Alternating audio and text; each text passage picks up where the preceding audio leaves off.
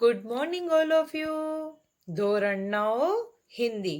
ગયા પિરિયડમાં આપણે પાઠ 19 કાલિદાસ વિશે માહિતી મેળવી હતી. આજે આપણે કવિતા 20 ધરતી કે શાનનો અભ્યાસ કરીશું, જે આપણે ધોરણ 7માં પણ ભણી ગયા છીએ. બરાબર. કવિતા 20 ધરતી કી શાન. એના કવિ છે પંડિત ભરત વ્યાસ. પહેલા આપણે પંડિત ભરત વ્યાસજીનો પરિચય મેળવીશું, પછી આપણે કવિતાનો સાર જોઈશું. पंडित भरत व्यास जी हिंदी साहित्य जगत के जाने माने गीतकार रहे हैं।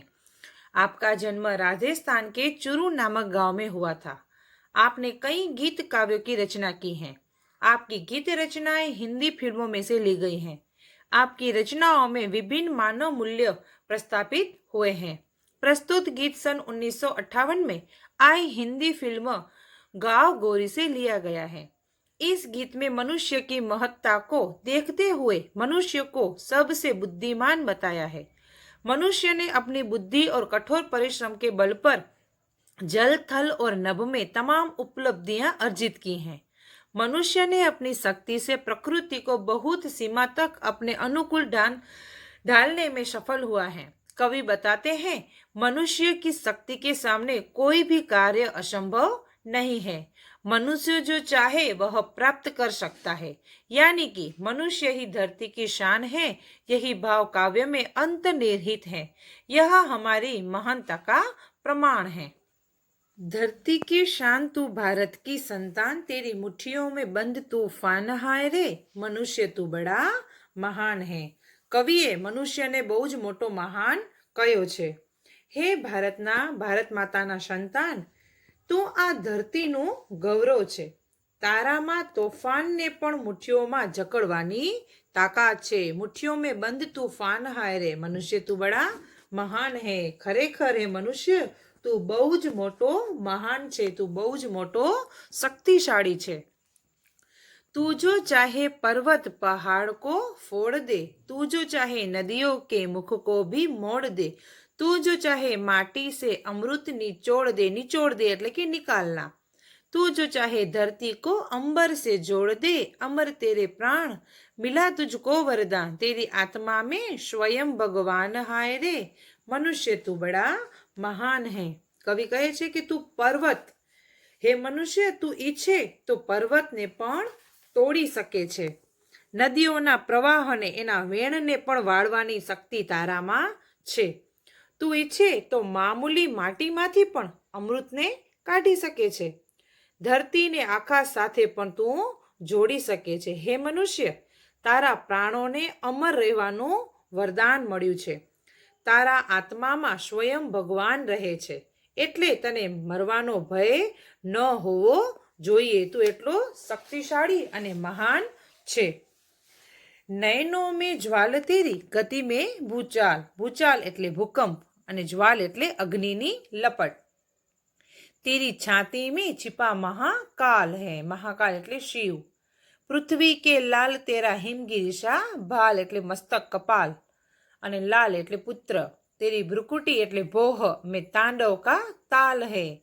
निजको तू जान जरा शक्ति पहचान, तेरी वाणी में युग का आह्वान हाय रे. આહવાન એટલે પુકારવું, બોલાવવું. કવિ કહે છે કે હે મનુષ્ય, ક્રોધથી ભરેલા તારા નેત્રો અગ્નિની જ્વાળા સમાન બની શકે છે. જો વ્યક્તિને ક્રોધ આવે ત્યારે એની આંખો કેવી એકદમ લાલ થઈ જાય. તારી ગતિમાં ભૂકંપ લાવવાની શક્તિ છે. તારી ગતિ એવી છે કે તું ભૂકંપ પણ લાવી શકે છે, હચમચાવી શકે છે. સ્વયં મહાકાળ તારા હૃદયમાં રહે છે. હે મનુષ્ય, તું પૃથ્વીનો પુત્ર છે.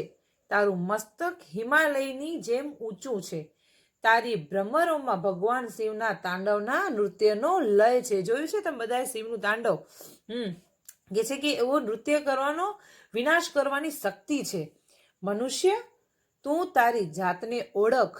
તારામાં જે સુસુપ્ત શક્તિઓ રહેલી છે એને તું બહાર કાઢ. તારામાં અપાર શક્તિઓ રહેલી છે, એમને ઓળખવાનો પ્રયત્ન કર. તું ઈચ્છે તો તારી વાણી નવયુગને પણ બોલાવી શકે છે. धरती सा धीर तू है अग्नि सा वीर, तू जो चाहे काल को भी थाम ले. पापों का प्रलय रुके, पशुता का शीश झुके, तू जो अगर हिम्मत से काम ले. गुरुषा मतिमान पवंशान तू गतिमान तेरी नभ से भी ऊंची उड़ान हाय रे मनुष्य तू बड़ा મહાન હે. કવિ કહે છે ધરતી સા ધીર કે છે કે તારામાં ધરતી સમાન ધીરજ રાખવાની શક્તિ પણ છે. એવી જ રીતે તારામાં અગ્નિ સમાન ભસ્મ કરી દેવાની શક્તિ પણ છે.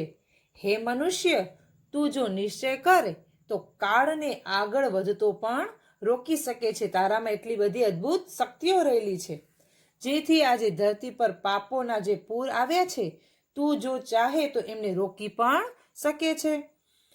જે પશુતા આજે પોતાનું મસ્તક નીચું કરી શકે છે તેને તું હિંમતથી પરાસ્ત કરી શકે છે. હે મનુષ્ય, તારામાં બૃહસ્પતિ જેવી ઉચ્ચ કોટીની બુદ્ધિ છે અને તું સમયના જેવી ગતિ રાખવાનો છે એટલે તું આકાશમાં જેમ ઈચ્છે તેમ ઉડી શકે છે. કે નભતે ભી ઊંચી ઉડાન હારે, તું આકાશમાં જેમ ઈચ્છે તેમ ઉડી શકે છે. મનુષ્ય, તું બહુ જ મોટો મહાન છે. તારામાં એટલી અદ્ભુત શક્તિઓ રહેલી છે કે તું અસંભવને પણ સંભવ કરી શકે છે. એટલે કવિએ મનુષ્યને ખૂબ મહાન કહ્યો છે.